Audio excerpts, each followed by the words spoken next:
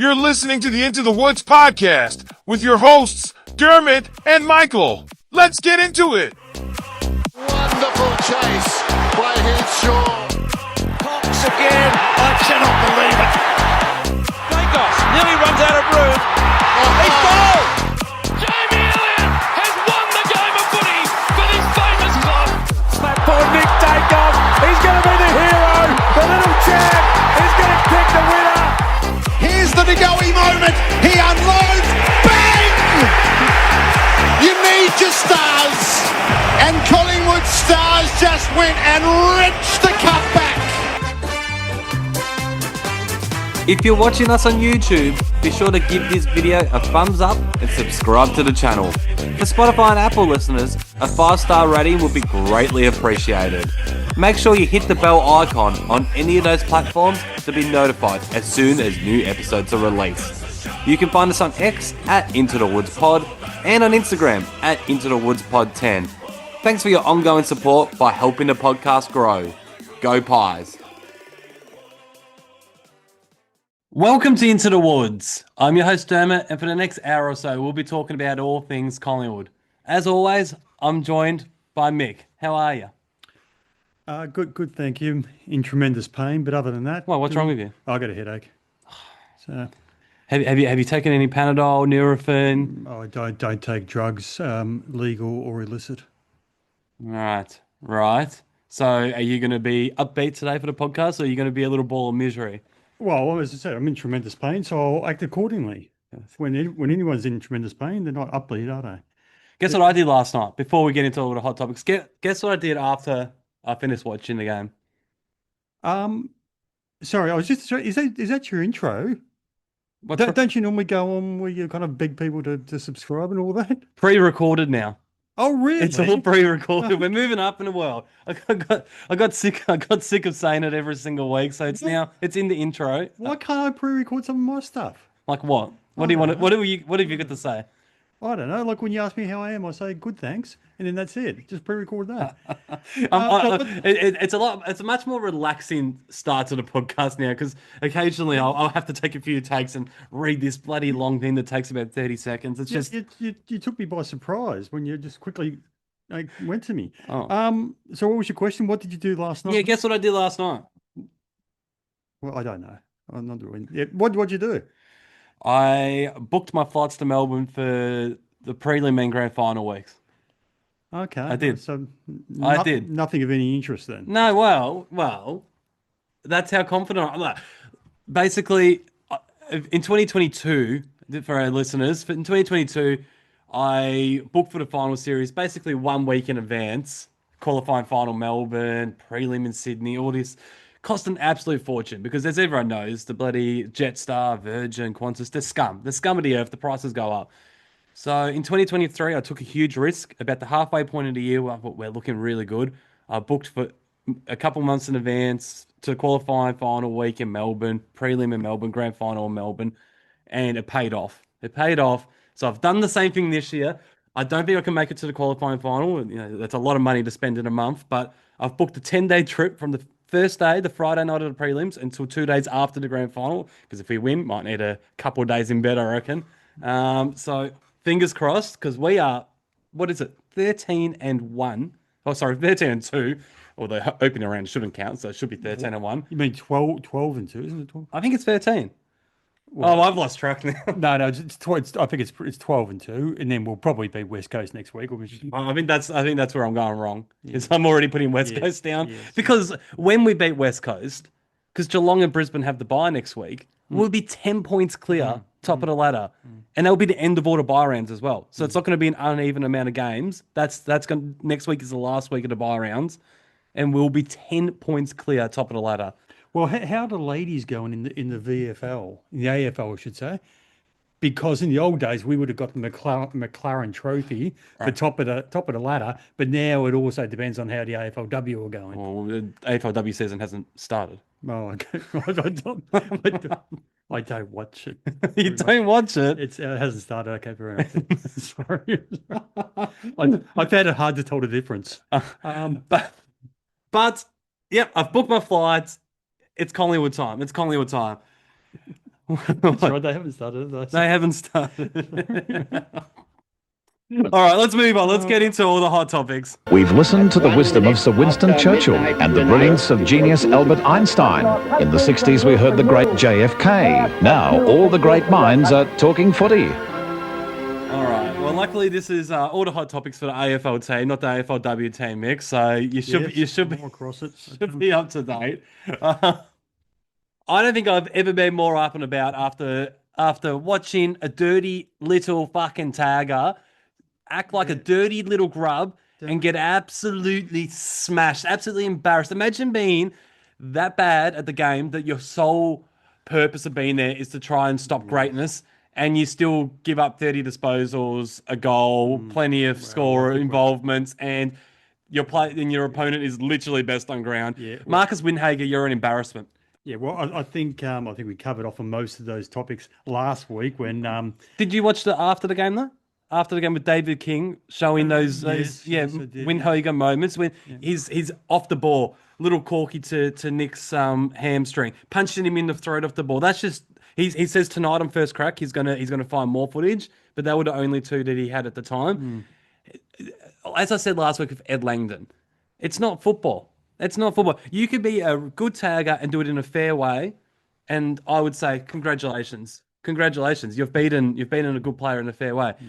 Last night was just as disgraceful as what Ed Langdon did, and the umpires were even worse this time. They gave Nick a free kick in the first 30 seconds, and you're thinking, okay, good, they're on top of it this time. He only got one more against Windhager for the rest of the night. He got 4 for the game, but in direct contest with Windhager, it was only those 2. Like, that's not good enough. Like, he's getting absolutely beaten off the ball. As David King said, these are our great players. We need to protect our great players. They are what make our game great. I've got no doubt, because Windhager did a good job on Bont the week before. I've got no doubt he was doing a similar thing to Marcus Bontempelli. So this isn't Nick Daicos and Collingwood bias. Like, when I'm not doing that. I love the Bonts, and I respect what he is as a player as well. And I've got no doubt that grub Windhager was doing the same thing. But in this case, Nick Daicos just absolutely ran rings around him. Didn't he work hard? You know what? That was close to the most impressive game I've seen Nick play almost ever, considering how hard that tag was.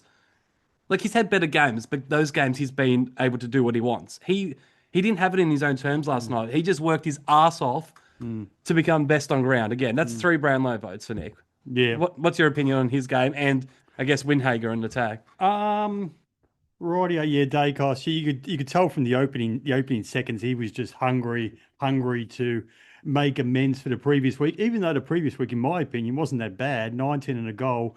And as I said, against a guy who provides their outside run, keeping him to him only getting 4 possessions. So I still think it was a win for Collingwood last week.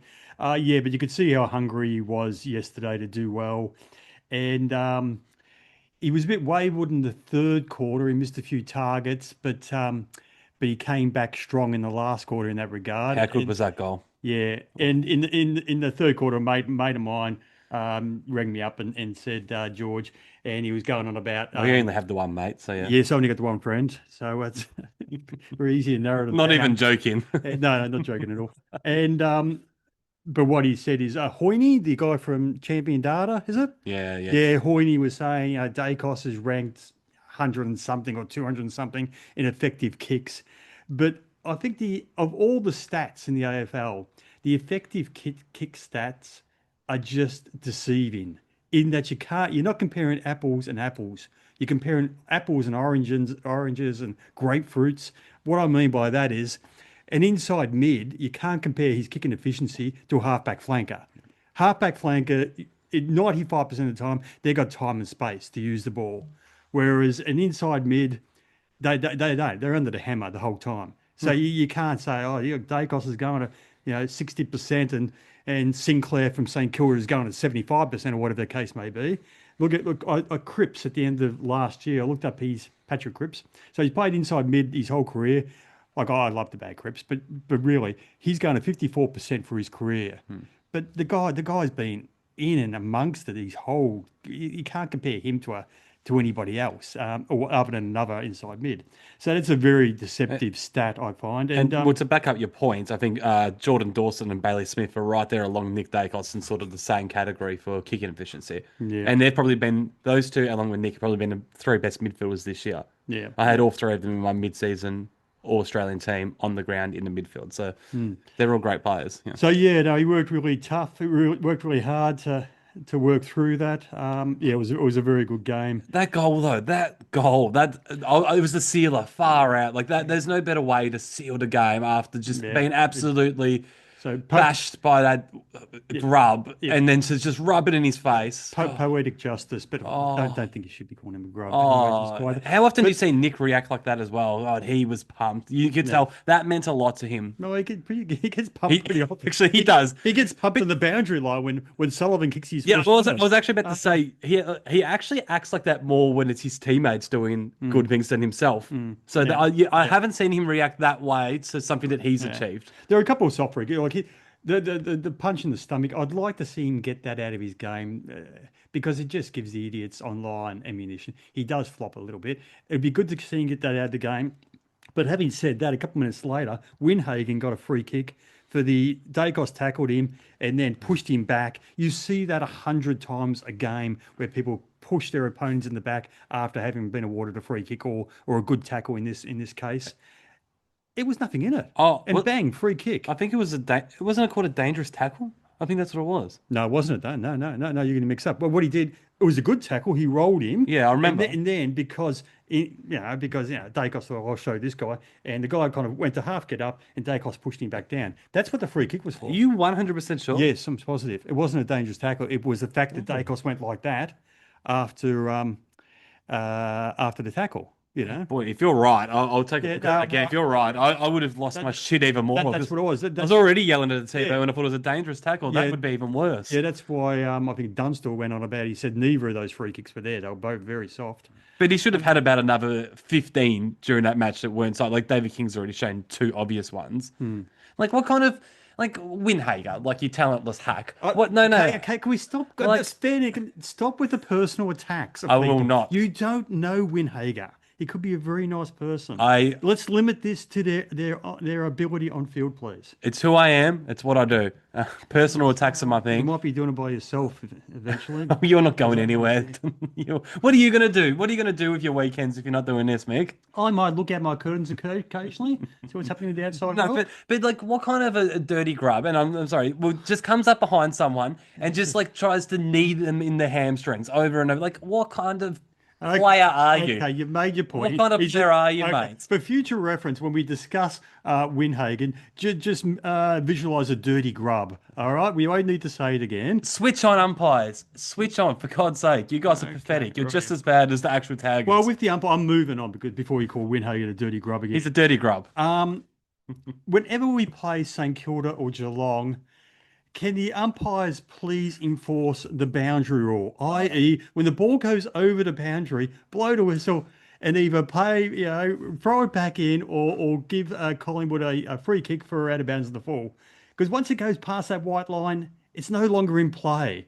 It happens time. We all know how many times it's happened against Geelong in multiple games where Cameron's kicked goals from the freaking car park. Last year against St Kilda when my man, what's his name? Higgins kicked one from out of the boundary. Twice last night. There was out of bounds in the full, and there was another one that went out of bounds. No, play on. So, get that right. But it's speaking of Higgins, it was probably very helpful that he didn't play last night because if he was there, what? Oh, look, the way what's wrong? You're being facetious. He's a good player, so it was handy not having him there. Yes, very, very good. But they didn't do him any favours the way they delivered the ball in. Was he there? Yes. Jack Higgins play. Let me guess. Is he a dirty grub as well? He actually is. No, I actually like that. No, he's all right. I like Jack. He was hopeless. It's good seeing him play bad because he's had so many lucky moments against us. Yeah. Even in his time at Richmond, you threw it up in there. One goal a year. Far out, mate. Yeah, I often think, I don't often, you often think of it. Occasionally, because I've got more in my life. Do you? Occasionally I think about that throw, and people say, it wasn't, how is it not a throw when you throw it? How is a throw not a throw? people were saying that no, it was in the process of kicking it. But when you kick the ball, you drop the ball onto your foot. You don't first toss it up into the air and then kick it. So yeah, anyway, that's a number of years ago. Talking about very good players, I mentioned to you during the week that this is a strange year in that a lot of the very top players in the AFL aren't playing that well. And guys like like Neil for Brisbane, Patrick Cripps, Heaney, Warner, the Bond, he's missed a few games, I concede. Petrarca and even Dacos isn't.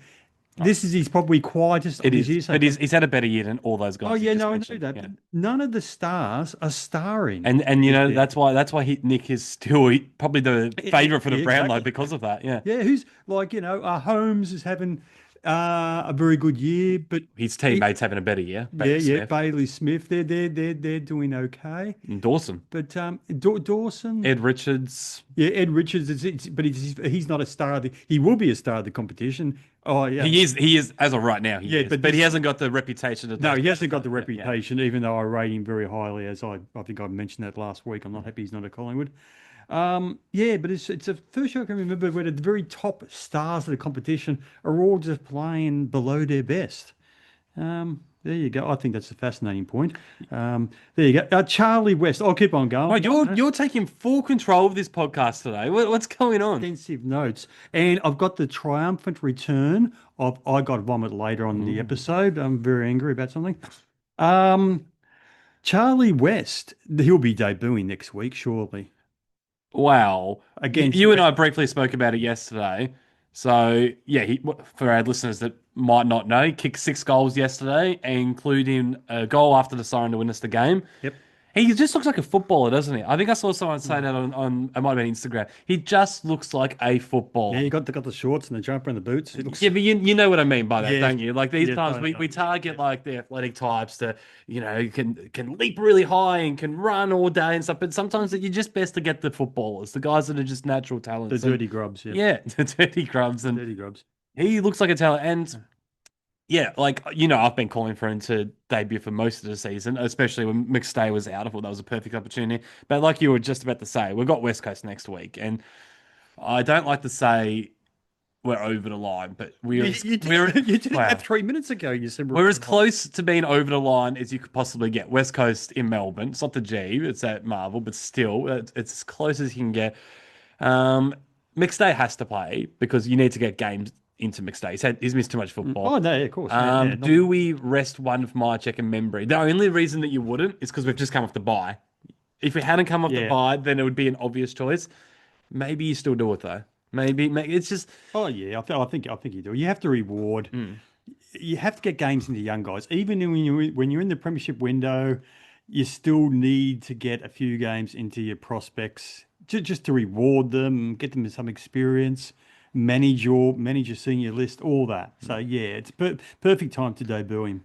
I was about to say, who would you rest? Myercheck and Memory, but you wouldn't know, would you? Unless you're in the club, you wouldn't know which one needs a rest more. No, I'm hearing Myercheck needs a rest, but that's just. But he just came off of rest. Yeah, no, that's what I was thinking. But that's what I've also read that he needs a rest. So yeah, unless you're in the club, you wouldn't know. Well, while we're speaking about the VFL, like normally would save it to the end of hot topics, but you've just jumped straight in with the Charlie West chat. So I'll talk about Tom Mitchell before we get back to last night's game.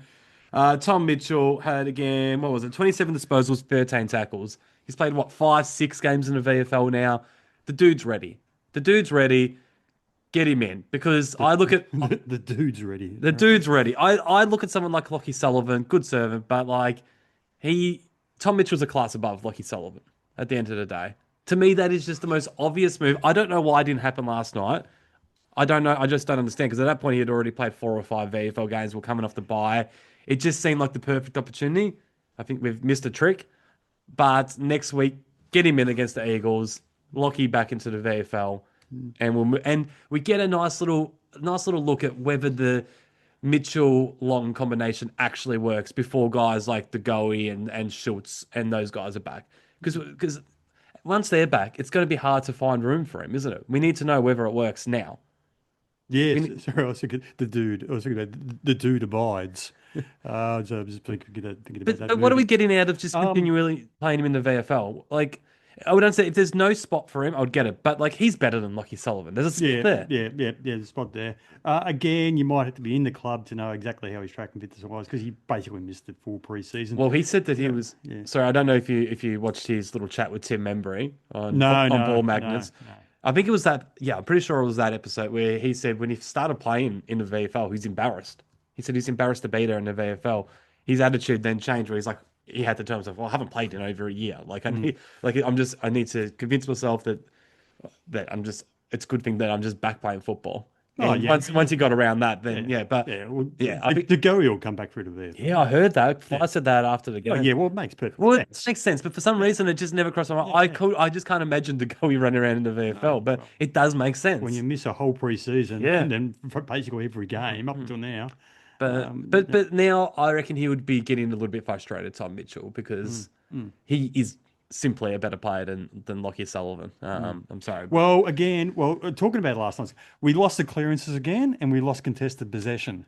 Yeah, it's a worry, isn't it? Yeah, if we do that against the top teams, is our springboarding from half back going to be enough to win it for us? Probably, because we won 23 that way. We won 23 primarily off half back.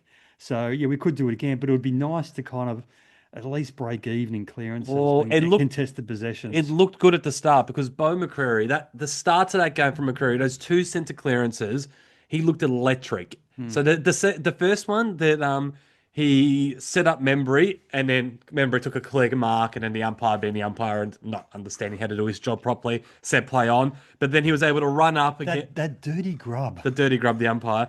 But then McCreary, 10 seconds later, was able to get the ball in the forward pocket and then centre it. And luckily, same play, Membry, chest mark, goal. And he was on at that point. Then the second centre clearance, he set up another goal. And you think, geez, this guy, this could be the breakout performance that we need because we need a centre clearance beast. That's our one weakness.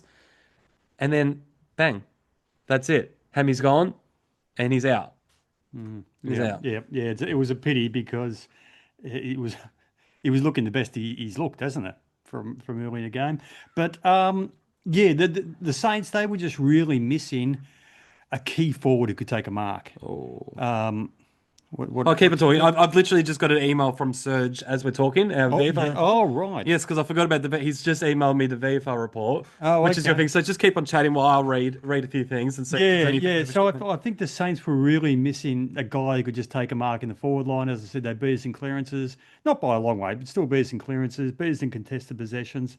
If they had a guy like Max King down there, we might have been in a bit more trouble than as it turns out. And we were a bit rusty after the bye as well. I reckon just to it is very hard when you're talking just to yourself and you're looking for a little bit of feedback, a little bit of acknowledgement, and somebody's just engrossed in their phone. It's something to do with the pod. It's Serge's VFL report. Yeah, well, we can use the magic of technology and edit this, and you can read it during that edit. All right, keep on going. What were you talking about? Well, I was just saying how we were lucky that day Saints didn't have somebody who could take a big mark in the forward line, and that somebody would normally have been a Max King. We might have been in a bit of trouble had Max King played, I reckon. But yeah, we're generally looking a bit rusty after the bye. Did you sense that? They just didn't. I mean, yeah, the connection wasn't quite there, and it was a funny old game. So I was, as I kept on saying to you last night, I was extremely frustrated watching the majority of that game because I felt like at the start we were dominant and we should have been about 5 goals up, and we were 1 or 2 goals up. But then later in the game, I felt like we were just hanging on and we were lucky to have the lead.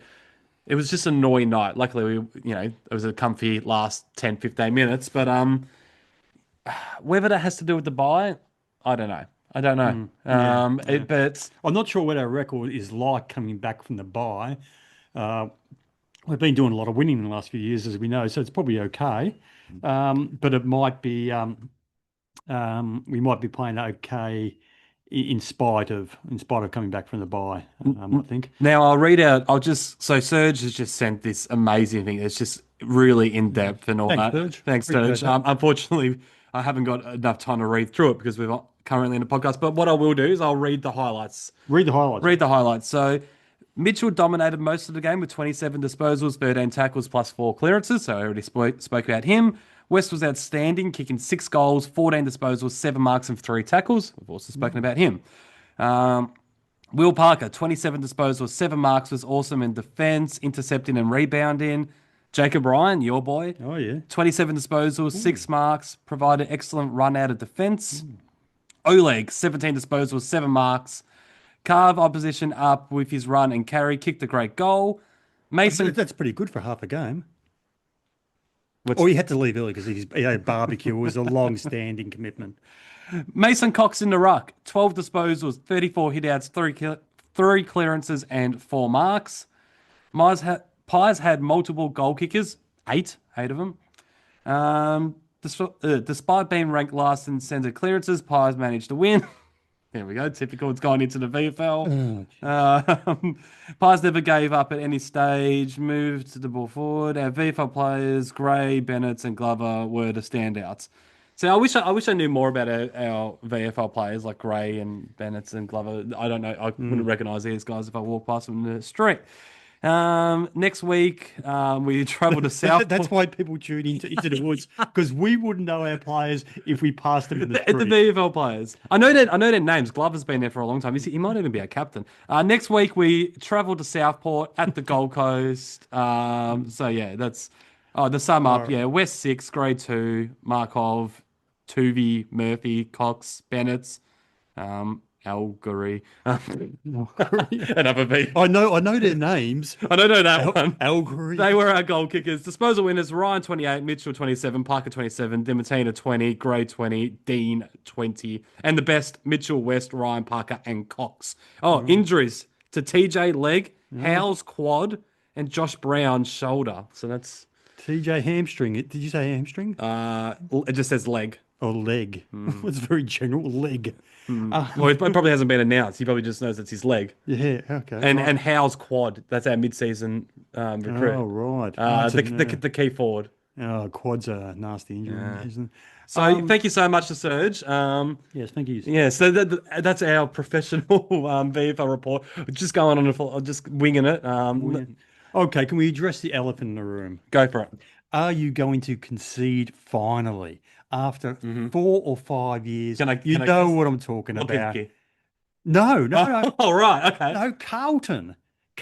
I've been saying for years, Carlton are no good. They played above themselves for 1 year. You can understand why. You can understand why I thought Lipinski. This is a Collingwood podcast. Yeah, I know. But the great highlight of the weekend is North's win.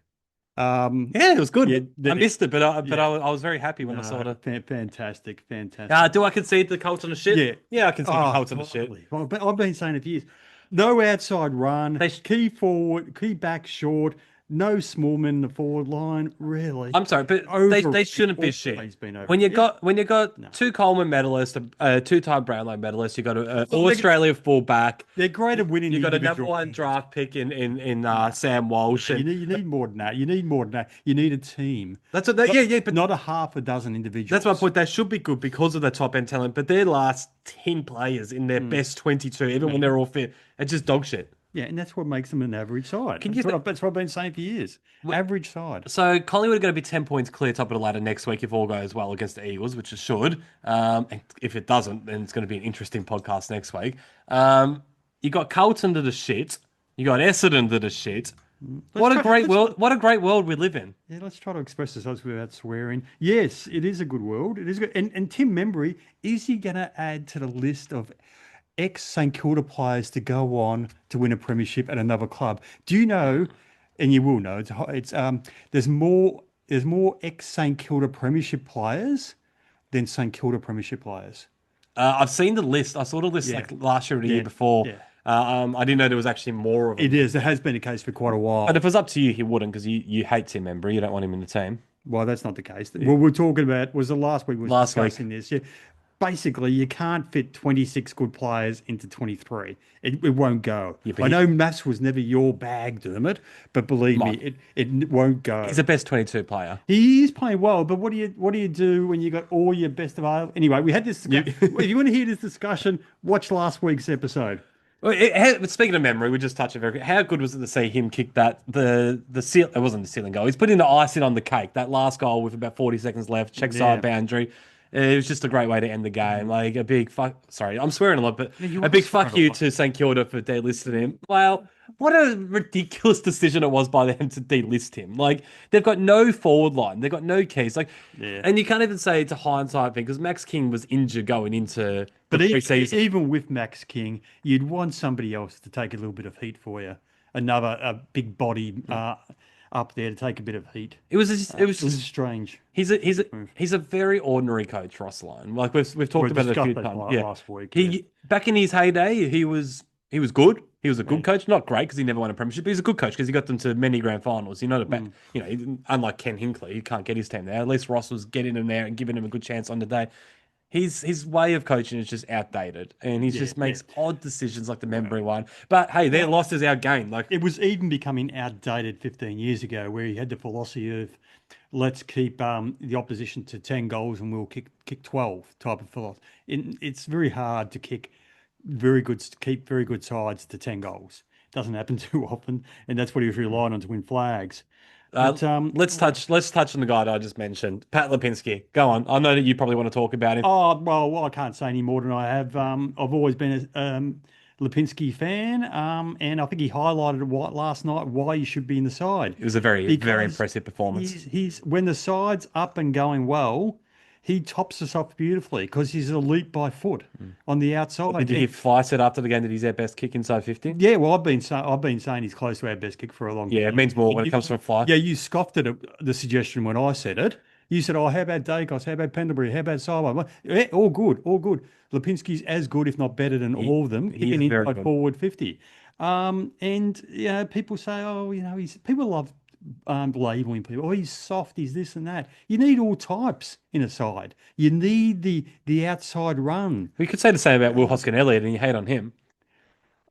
Yeah, no, you couldn't say the same about Will Hoskin-Elliott because he's like Will Hoskin-Elliott. I'm not saying he's not an okay footballer. All I've ever said is we could do better. We've got better players to choose from than Will Hoskin-Elliott. But anyway, no, I do agree. I'm just stirring you up. Well, I like his long sleeve jumper. It does look. Where's this come from? Just the last 2 weeks? I don't think I've ever seen him wear one before. I thought he wore it the first week because wasn't it bitterly cold? Oh, it was King's birthday. I thought he was a sub, he's sitting on the bench for most of it. It's probably just bitterly cold. He wanted the jumper with a longer sleeve, but then he wore it again yesterday. It does look good. But yeah, no, Lipinski, awesome game. But you talk about how when you just mentioned it then, but you've talked about it for a long time. Lipinski's the type that when we're going well, he's the icing on the cake kind of. But I felt like when the game was against us in the third quarter and the Saints were playing well, I felt like he was one of the only guys that were contributing. He got us back into that game. Like, and that was the most impressive thing about it. Like he was really good. I think it's close to his best performance for the club. And he had a great year in his debut season in 22, debut for the Collingwood in 22. But I reckon that was his most complete performance, especially because he was one of those players that got us back into the game. And another guy that got us back into the game, a guy that we both talk a little bit of trash about at times, is our captain, Darcy Moore. He had one disposal to halftime, and you're thinking, what is he doing? Like, what is going on with Darcy Moore? I think he stood up big time when the game was when they were looking to take charge of the game and they got within a kick. Darcy Moore was our best defender for the last quarter and a half. He was what Jeremy Howe's been for the last few weeks for us. He was a wall. They couldn't get it past him, and it was just good to see. It's good. He needs to do it more consistently because we saw him do this earlier in the season for a few games, and we're thinking, is he back? And then he went back to the form of last year in the last few weeks. Now he's put in another good performance. He needs to continue this, Darcy Moore.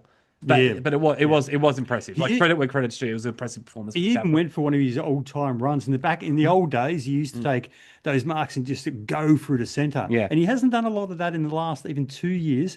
But last night was in the third quarter, I think it was. He took a mark, half-back flank, and just went. A couple of bounces through the centre. Not sure what came of that play, but it was good to see him take things on. Speaking of Darcy Cameron. What a great first. Like, he played a good game all up, but like that first quarter in particular, if you're giving Julian Rowe medal votes for just quarters of football, that was a 10 out of 10 quarter, that first one, wasn't it? Yeah. The commentators may have mentioned apparently Marshall got 3 Brownlow votes last year against us. I vaguely remember him playing well, and they reckon they would have fired him up a bit. Marshall evened the contest in the second and third quarters, I thought. Even though, Cameron was still good, but it was a pretty even contest. And I think Cameron broke away again in the last quarter. Marshall's probably in the best half. 5 or 6. Right? Half dozen. Now, I did my mid-year All-Australian team last week, and I had Cherry on the bench, and I had Darcy Cameron in the unluckies. I obviously gone as the number 1 ruck, and I stand by that. A week's a long time in footy. I reckon if I was redoing it, I think I would have Darcy Cameron ahead of Cherry now. Cherry, his last couple of games before yesterday's was a bit below his best, and yesterday he put in a pretty ordinary performance. So that's 3 below average performances in a row for Cherry now. You didn't watch the game, you said. Oh, I looked at the Supercoach score. A Supercoach, Dermot. I had it. No. Supercoach isn't football. It's all based on stats. No, but like when you expect him to dominate against Pitton and DeConey. Do you? Well, Pitto's a crap player. DeConey's about to sign a $1.7 million contract. Yeah, but he's just physically a lot bigger. But anyway, I reckon if I was redoing it right now, I would have Cameron slightly ahead because Cameron doesn't play a bad game. Cherry's had a few bad ones in a row. It does hurt that I had the VC on Cherry, so but like you tell who has a good game based on stats sometimes, and he was just below average in every single category. So there's no way that he would have made a big impact on the game. You watched the game, didn't you? I watched the last quarter. Did you notice Cherry much? No. Well, North didn't play well at all in the last quarter. 46 points up at 3/4 time and won by whatever it was, a couple of goals. So they put the queue in the rack, North Melbourne. Channel 7, aren't they? Haven't they always been the cringy network? Do you see what they're doing today? No. Kids are commentating. I did hear that. Yes. Is that today? It's today. They're so cringy. I reckon Hamish would have his fingerprints all over this one. Hamish, I've said this many times, he comes across as a lovely fellow, but he is the most cringy person in AFL. I just can't listen to him. It upsets me. It does. He's hard. I think he started off wanting to be another Dennis Committee just by the way he commentated. Then he realised he's not Dennis Committee, and now he's gone down another route. Now he's just like the comment that the Superman wears Neil Danaher pajamas.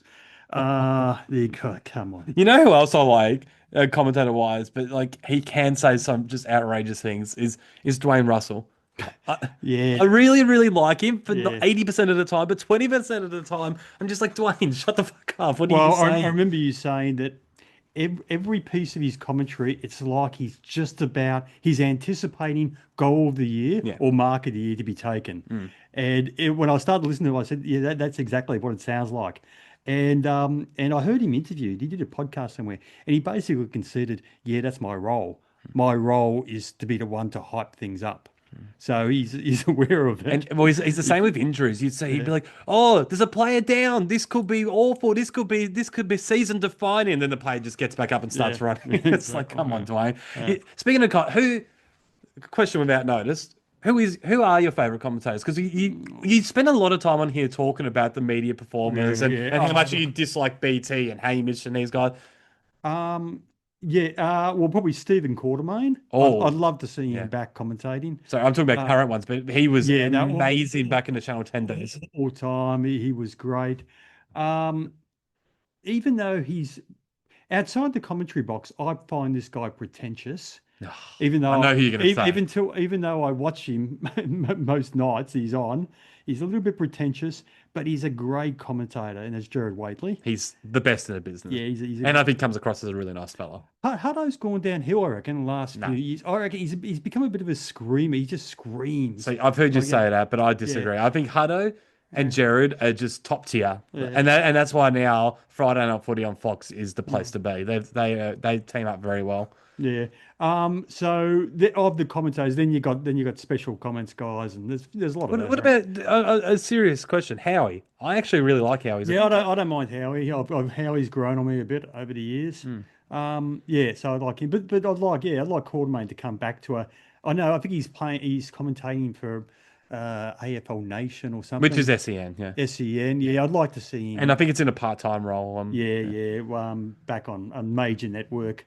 Would be good. Anyway, interesting. Back to last night's game. Bobby Hill. There were a few, like he ended the game well, the last 5 minutes or so. It was a hard watch, wasn't it, Bobby? Like, why is he trying to snap from 40 meters out? Like, Bobby, we saw on grand final day. He's a good set shot. Drop punt, Bobby. Exactly. Drop punt. Yeah. Like, it's like, and then do you want to talk about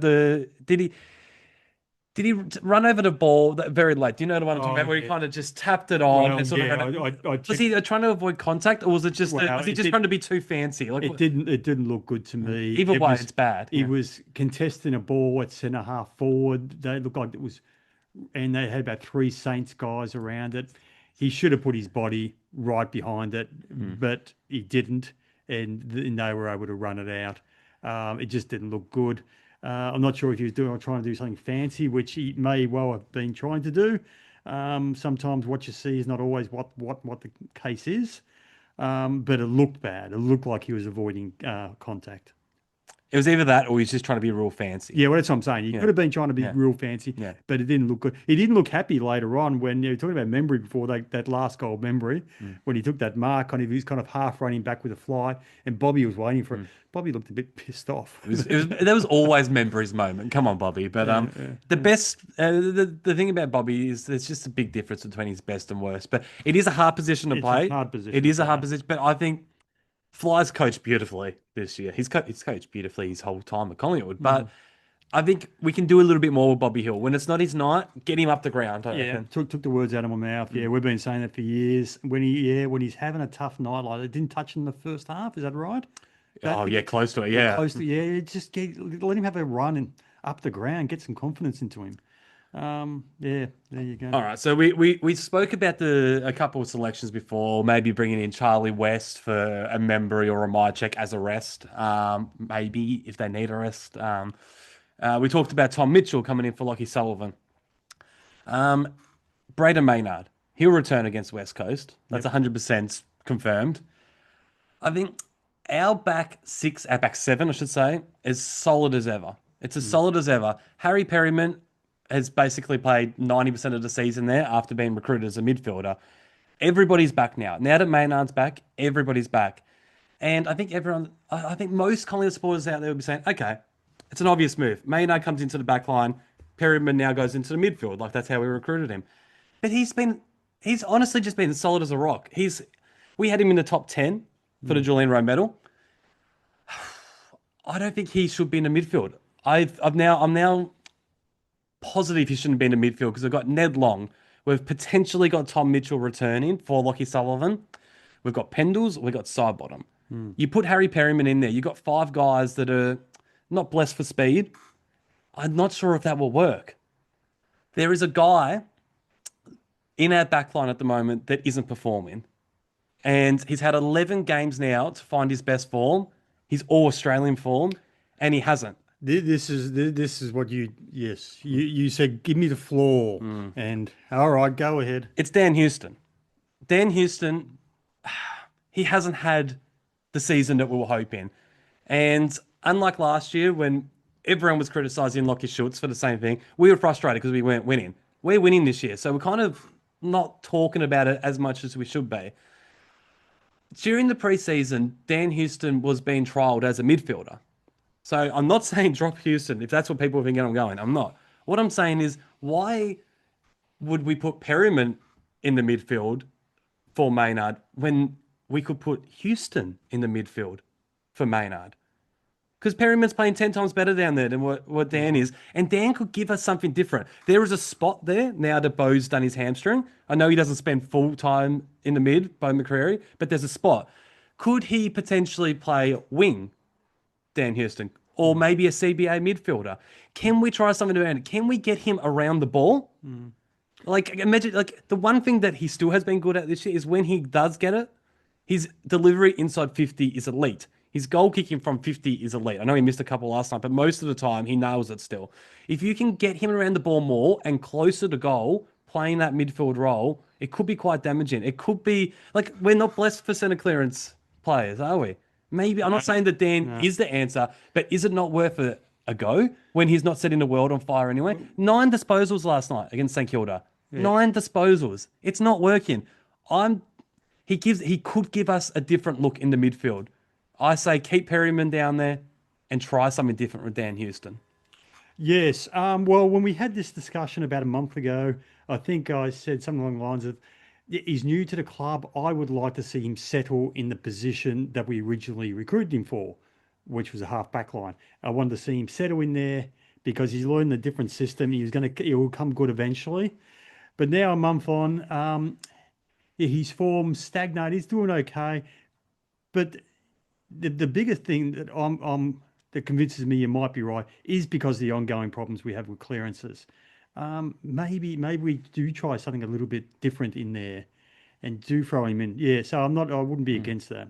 Because you got, like I said, you got Perryman, you got Maynard, you got Quainer, you got Jeremy Howe, Darcy Moore, Josh Dacos, Billy Frampton. There's 7 pretty good defenders.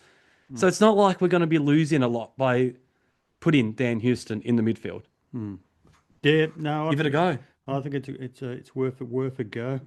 Talking about midfielders, I see that Taylor Adams did his hamstring again. Sadly, yeah. Why are you smiling? You're a sicko. No, I'm not smiling that he did his hamstring. I'm smiling at I've always shaken my head in regards to Sydney gave him a 4-year contract. It's a 4. It was 4 I thought it years. was 3. No, I'm almost positive it's 4. Oh. How could they have done that? A guy with a history of soft tissue injuries, getting on a little bit. I think he might have been 29 when he went there. To sign him up for 4 years shakes my head. And just some of the long deals that have been offered recently. Melbourne, you think Melbourne might learn from their mistakes with Petrarca and Oliver. They've signed both of them up to long-term deals and are having a lot of trouble with them halfway through those deals. They've just given Cozzy.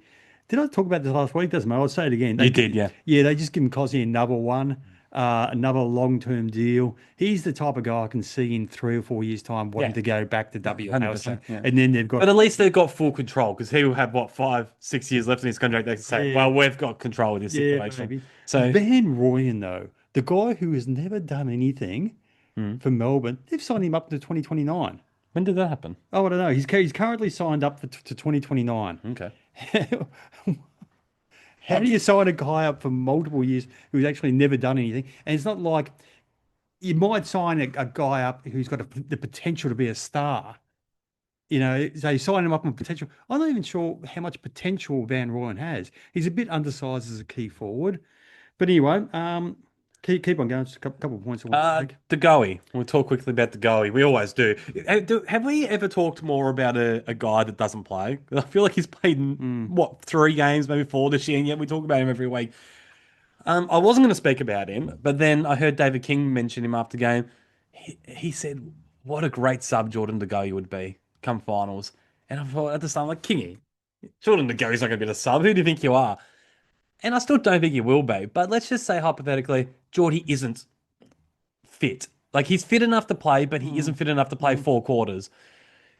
Would you consider playing him in a sub come September, knowing he can't run out the 4 quarters, but like halfway through the third, you bring him on when everyone else is tired and off their feet, and you could put him forward. You could even put him in the midfield at that point because he'll have more energy than the rest, and he could just turn it on and be a match winner. Because, like, I think I said last week, when do subs ever have an amazing impact? I think I can count on one hand a sub coming on and just like having a big impact that helps the team win. It doesn't happen often, but that's because the sub is normally just the 23rd man. They're no superstar.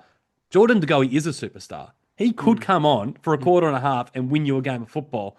It's possible. I can see it if he can't run out the 4 quarters. If he can, then you're picking him in the 22 every day of the week. Yeah. What do you think of that? It's not. I'm not expecting much from De Goey for the rest of this year because I think I touched on it last week that though those players are traditionally miss full pre-seasons and then most of the year they rarely come back to have a big impact if they come back at all.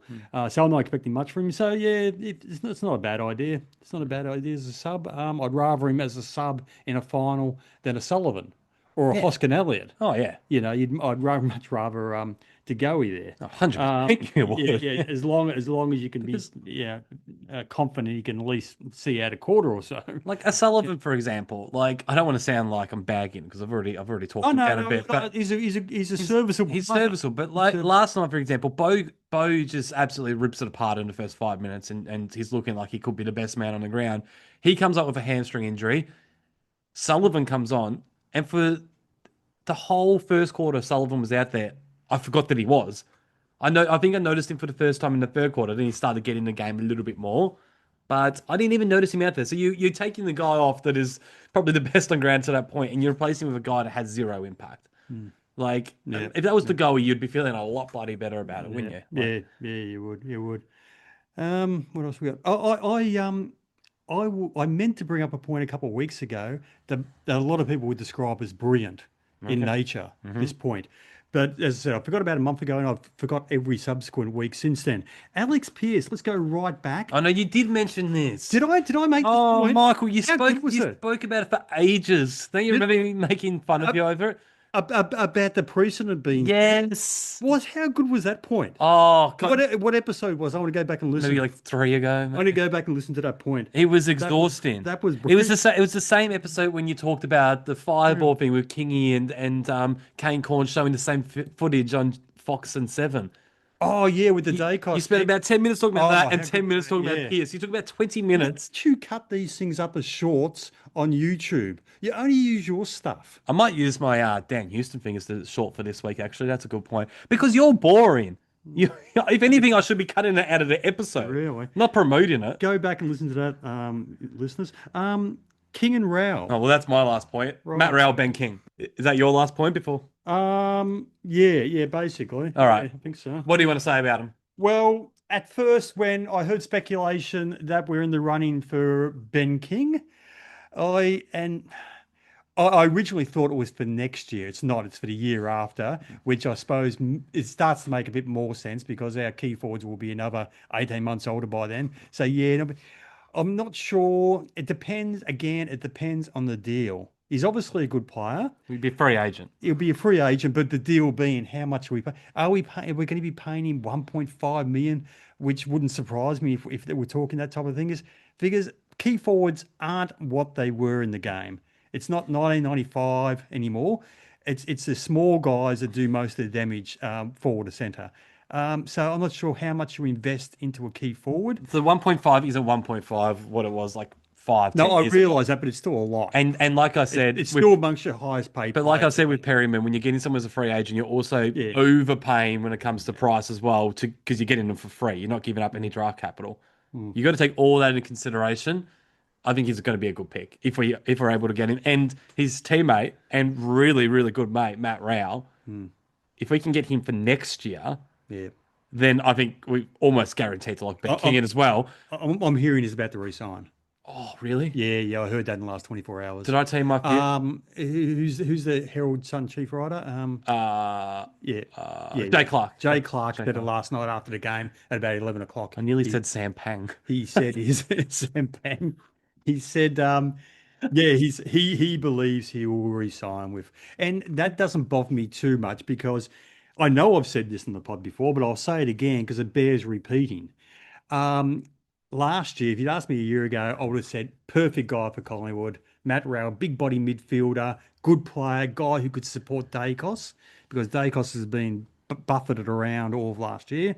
But then we got the emergence of Ned Long. So I thought, okay, we still need an on-baller, but we need a different type of on-baller now, more of the fleet-foot on-baller, i.e. Zach Butters. We're not getting Zach Butters. No, I'm not going to get into Zach Butters. Every week. No, as an example, we want a Zach Butters type.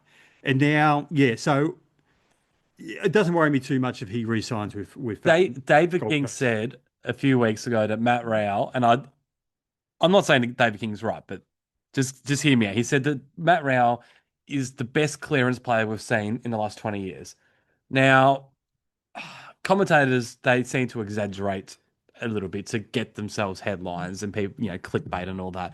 I understand, but for him to say that, he still must be a pretty good clearance player. And that's where we lack, as we've already spoken about multiple times this episode alone. Our clearance work isn't amazing. I would love to get Matt Rowell. One of my favourite players in the comp. And you know my theory, why I think he's coming to Collingwood. I told you the other day. Well, I would know it had I been listening to you when you told me the other day. I posted a story on the Into the Woods Instagram account at Into the Woods. I don't subscribe to that account. At Into the Woods Pod 10. I don't watch it. I posted a story about I think it was James Hurd that said it's sounding really likely that he'll end up at Collingwood. This was a few days ago. Posted that story, him photoshopped in a Collingwood jumper. He viewed my story. Oh yes, you did tell me. He viewed my now. I feel like that's Matt Rowell. I did tag him in it, but that's irrelevant. Yes, I feel like that's Matt Rowell. It kind of is relevant that you tagged him in it and he read something you tagged him into. I feel like no, because I tag a lot of players in things and they rarely ever view it. I reckon that's Matt Rowell saying, "Yeah, Dermot, I see what you're saying. I see what you're saying. Like I can't say that I'm coming, but I'm watching you. I think that's a good sign that he's coming to the Pies." No, it's He's not. probably listened to the podcast now that he knows we exist. No, it's not. Welcome, Matt. Welcome. So there you go. All right, let's get into the Julian Rowe medal. He's been pretty good, Julian Rowe. He's been better than pretty good. He's been a forward that has presented for them today. Alrighty, I've given 47 votes. So not quite the full 60 this time. It was a pretty frustrating night, if I'm being honest. But, Well, it's best to be honest. a win is a win. So I've given 4 votes to... This might come as a bit of a surprise. I'm not sure how you rated this game, but I've given 4 votes to Jamie Elliott. He had the 15 disposals, 5 marks, 9 score involvements, an equal game high to goal assist, and 2 goals of his own. I just feel like he didn't do a lot in the first half, but that's third quarter in particular. Kicked 2 clutch goals when the Saints were coming hard. He set up 2 others. It's just performances like that it might not be your night, but it can be a moment. And that was Jamie Elliott. That 15-minute patch in the third quarter was Jamie Elliott's moment. And without it, I'm not sure we would have been in a position to win. So I've given him 4 votes. I've given Darcy Moore 5. Sort of similar to Elliott. His first half was awful, but stood up when we needed him most, like I was talking about before. He had the 10 disposals, 8 marks, and 7 intercept possessions. I've also given 5 votes to Pendles. Started like a house on fire. He slowed down a little bit, but he still had the 22 disposals, 5 tackles, 23 pressure acts, 5 clearances, 6 score involvements, and 1 goal won. I've given 7 votes to Josh Dacos. He had 30 disposals, 6 inside 50s, a team high 554 metres gained, and 6 score involvements. I've given 8 votes to Pat Lipinski. He had the 26 disposals, a game high 9 marks. He had 5 tackles, which is un-Lipinski-like. He had 8 inside 50s, 404 metres gained, a game high 10 score involvements, and 2 goals. I've also given Darcy Cameron 8 votes for his 19 disposals, 12 contested possessions, 8 marks, a team high 6 clearances. He had 436 metres gained, 6 score involvements, 2 goals, and 28 hitouts. And I've given Nick Dacos 9 votes. He had an equal game high 30 disposals. He had a team high 14 contested possessions. He had 5 clearances. He had an equal game high 9 inside 50s. He had 416 metres gained, a game high 9 intercept possessions. He had 9 score involvements, an equal game high 2 goal assist, and a goal of his own. Really, it should be bloody 10 votes because he did that while there was a dirty grub hanging off him. Yeah, the aforementioned dirty grub. So to recap, Nick Dacos 9, Darcy Cameron 8, Pat Lipinski 8, Josh Dacos 7, Pendles 5, Darcy Moore 5, and Jamie Elliott 4. Okay, you 47 votes? Yeah. I gave 48. Oh, there we go. Yeah, 48. We see the game the same way, don't we? Nick Dacos 8, Cameron 8. You got commentary on Dacos? I thought it was harsh that I didn't give him 10. Yeah, no, in that... Gee, I'm struggling. The third quarter, he missed a few targets. He didn't go very well by foot that quarter. And unusually, he was out in time and space. It's the first time I've seen him miss badly when he had time and space. Being a bit harsh. But oh, no, it wasn't because he came back in the last... Sorry, that was the second quarter. Yeah, and he started to hit targets in that third quarter. So we gave him 8. That's good. You hate it. So Nick Dacos 8, Cameron 8, Lipinski 7, Josh Dacos 6, Pendlebury 6, Howe 5. I thought he was solid. He was okay. He was solid. Controlled the back line again. Side bottom 4. I thought he was good, especially early. I disagree. I don't think he was that good last time. Yeah, well, that's what these are called my votes. And Darcy Moore, 4 votes. I thought he was good. So that was Nick 8, Cameron 8, Lipinski 7, Josh 6, Pendlebury 6, Howe 5, Sidebottom 4, Moore 4. Apologies to Perryman, who probably played well, but I never noticed him. So I saw him take a very nice contested mark in the back line. Was it might have been the second quarter? Yeah, again, a very solid game. Yeah. He's doing things that Dan Houston just simply isn't doing. So, Anyway, it's time for the long-awaited return of I Got Vomit. When people get winded on the ground, do they go, "Ugh"? Does that still happen a lot? Do you want me to test it out? No, I was going to say. Because I remember when I used to get winded, you lie on the ground and all you hear is, "Ugh."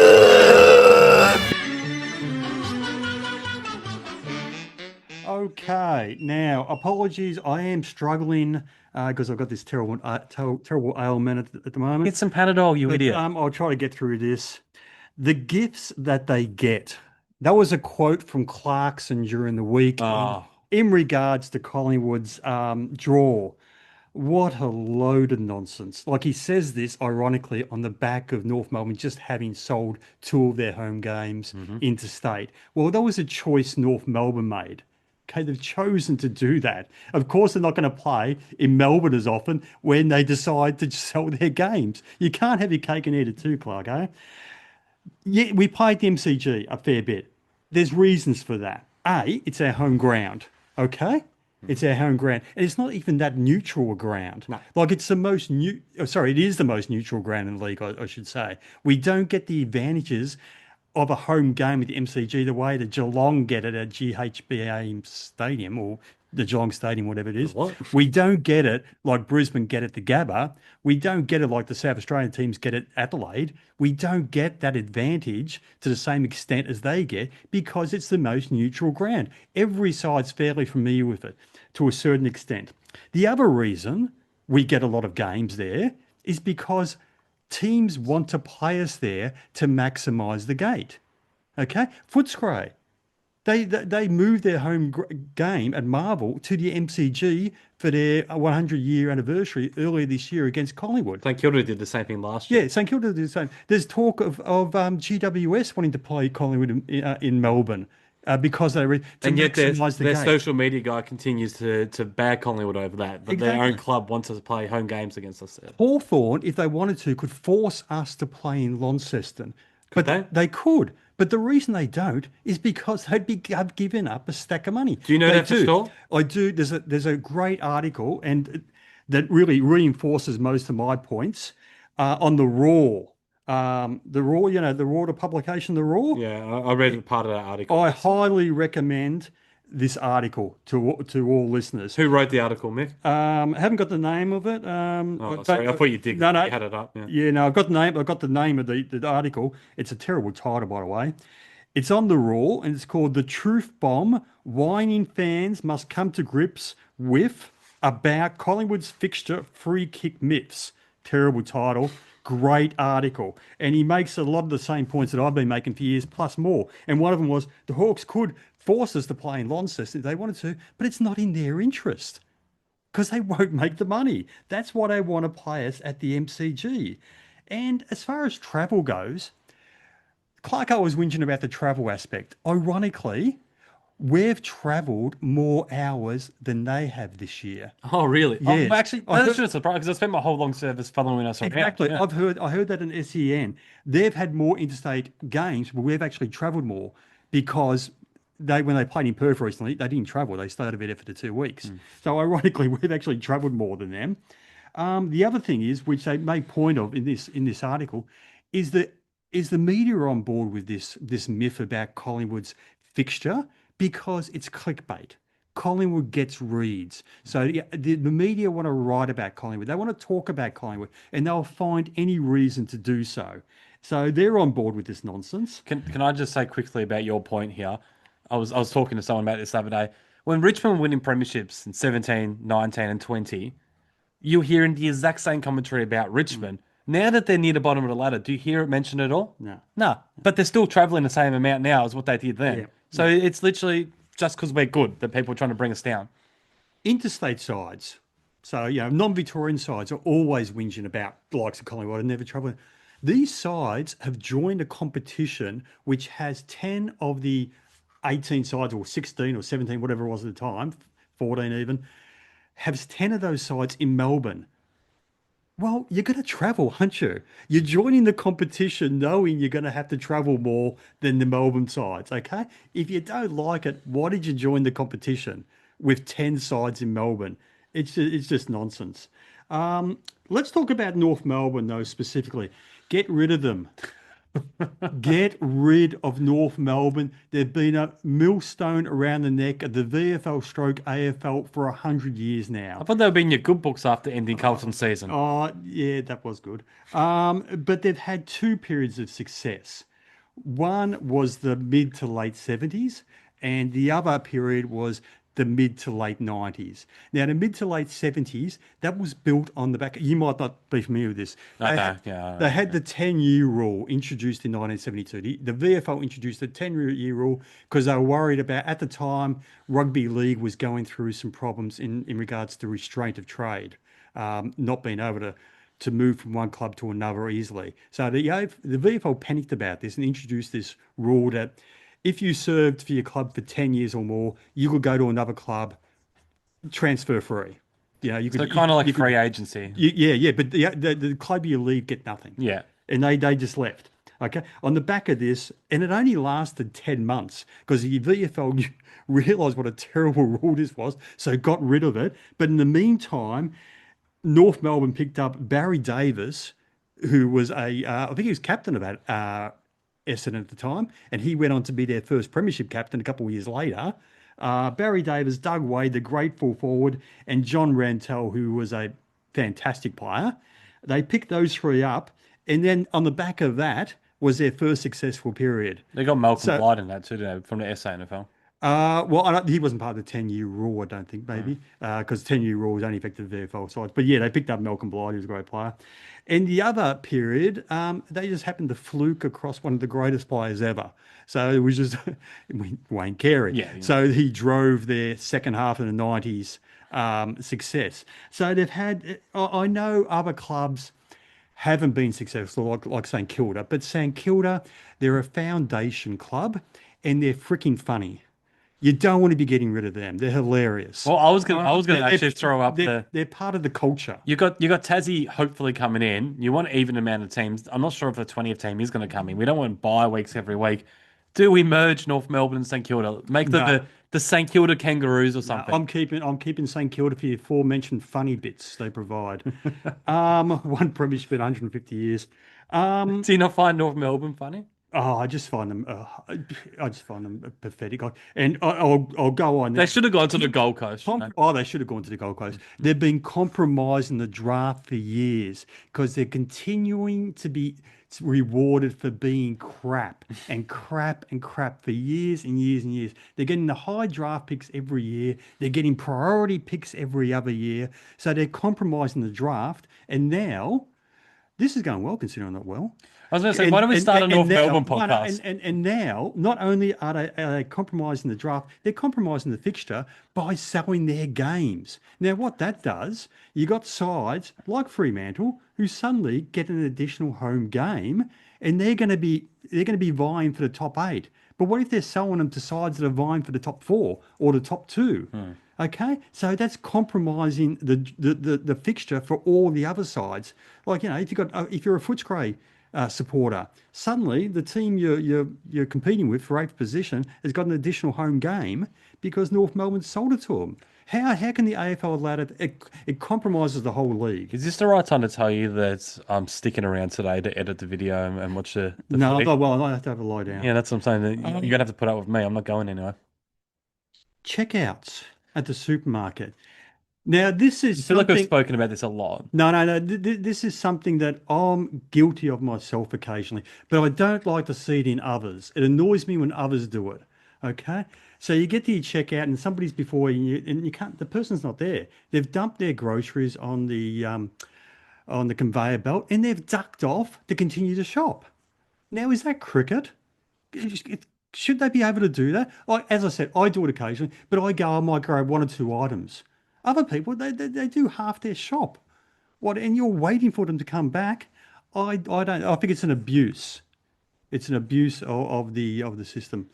That's it. I don't think I've got anything else. You know what I realised the other day? You don't touch on the macabre anymore, whatever that was. Oh, I touched the macabre.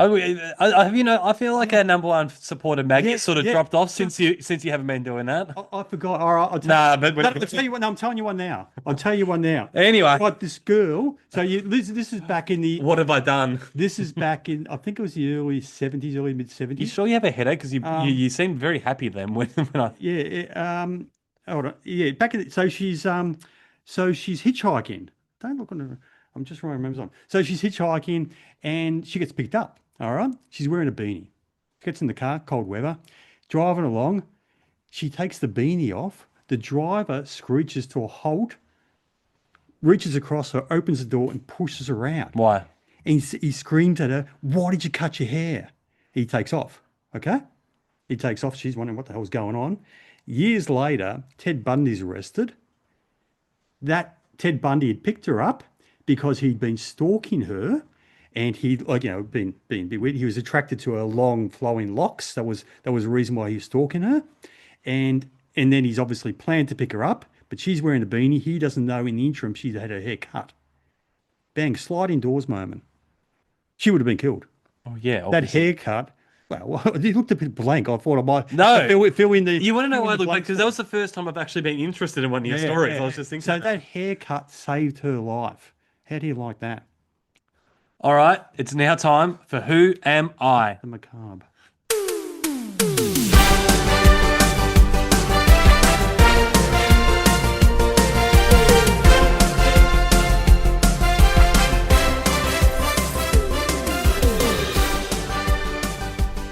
All right, who am I? I've still got a bit of a lead, 12-10, and I get today's question, so I can extend my lead. And don't think I didn't notice, Dermot.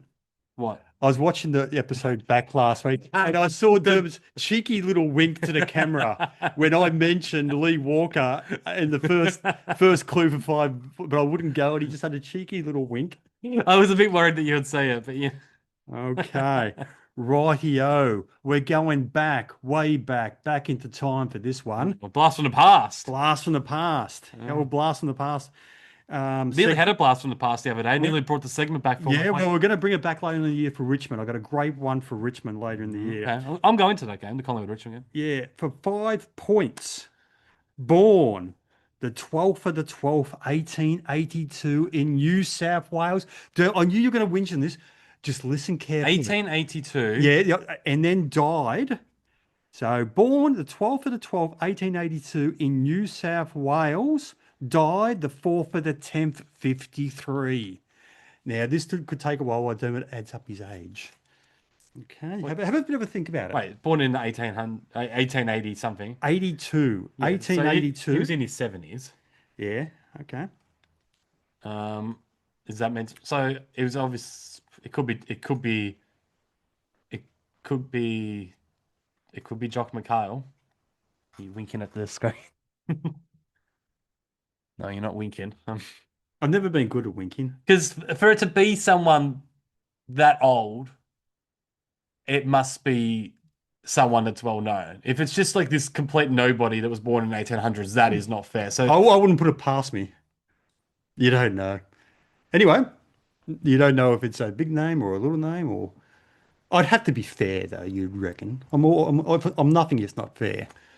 Do I lock in Jock McHale for 5? You've given me Peter Dacos before. You've given me Peter Dacos. Well, would I give you the greatest player and the greatest coach, considering you gave me Mick Irwin and Ben Hudson?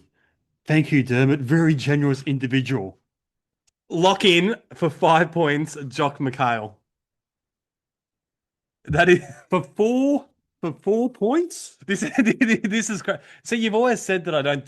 Well, you've never locked in a 5er. So debuted in 1903 at halfback before moving into the centre. I don't know what position he played, but I know he played about 200 something games for us. For 3 points.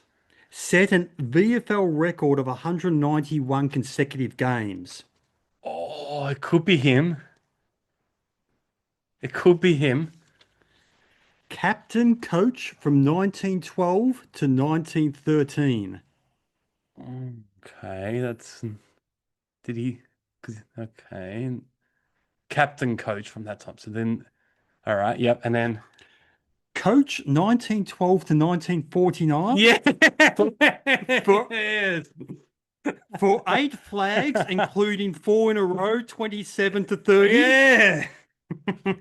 I am James McHale. Dermot got it wrong. Jock was his nickname. What? Jock, okay. Jock was his nickname. Shut It was James. Well, it is. Jock's not his name. Shut up. I don't want to be. I thought you... I honestly, for half a second... Wait, is there a brother? But then I'm like, no. The no. brother didn't...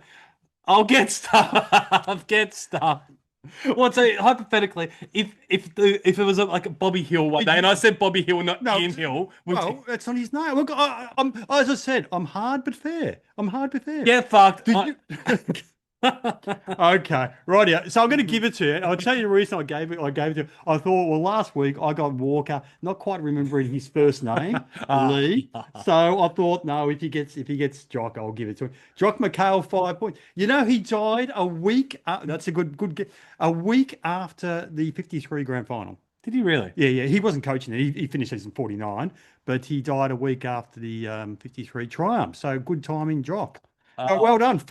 Our first 5 pointer. Very good. And well, it's good because I think I was the last couple. I guess Brent McCaffrey after 5, it wasn't brave enough. I guess Scott Burns after 5, it wasn't brave enough. Yeah. I could have had 3 5-pointers, but today that's why I went for it. I'm like, I don't want a repeat of this.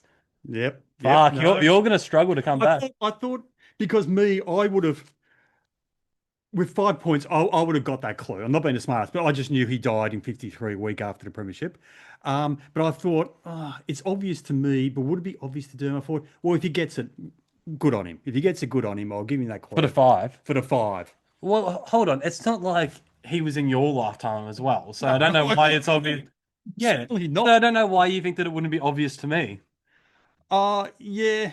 Well, you don't seem to be as enamored with the history as I think I'm. Oh, okay, yeah. For a person my age, I think I am. Well, okay. Well, you got your 5 points. Well, I'm 7 points ahead of you, so I think I know what I'm doing.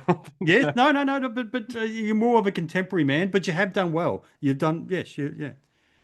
Right. Tips for next week. Are you any chance that West Coast are gonna get up? Are you sure I can't make that Alex Pierce point again? Because that was fantastic. God. Next week, Marvel, is it? Marvel again? Marvel. They never win. Remember they beat us there in 22? Yes. That was bizarre. It's not going to happen again, sure. Well, we'll win. Yeah. I reckon, mid-30s. I don't know. 30. I went 37 against St Kilda. I was really nearly right. What did we do? 34 or something? I'll go 37 again. Pies by 87. Really? Yeah. I don't know if they could be bothered, to be honest. They don't need the percentage. Nah. I reckon they'd take their foot off the gas at some stage. People will be saying, Devin, that's not Collingwood like. What are you talking about? But we have been winning a lot of games easily this year. Like the Port Adelaide game, we won by about 90 odd. Oh, there's another game that we won, I think, by about 70 or 80. Who was that team again in recent weeks? There was someone else as well. There was someone else that we absolutely smashed. So we've been doing it more often. I just think that we're just going to come out and kill them. And I don't think we're going to get out of second gear as well. I reckon we'll just do it easily. It could be one of those games where we're 40 points up with 3/4 time. It's not great. Yeah. And then we just blow them away in the last. Yeah. Oh, yeah. I think they might go into a bit of preservation mode at the end. They're just maybe management within games. But that was a strong I got vomit. Take that, Clarko. It was a strong who am I? Fucking 17-10 now, mate. Yes. I'll take it a bit easy on you. I might give you like bucks or something next week to get you back into it. I'm certainly not going to start whinging again. But if I did start whinging, I'd have a lot to whinge about. Some of those early who am I's were just diabolical. Well, hold on. A friend of the show, Andreas, was screaming Ben Hudson. He's already said that. The one that Andreas got that I wasn't invited. Matty Locken. I had 5 points on that. That was a 5 point. You were just a listener, Michael. But I got 5 points. I knew him. Yeah, but you're a listener.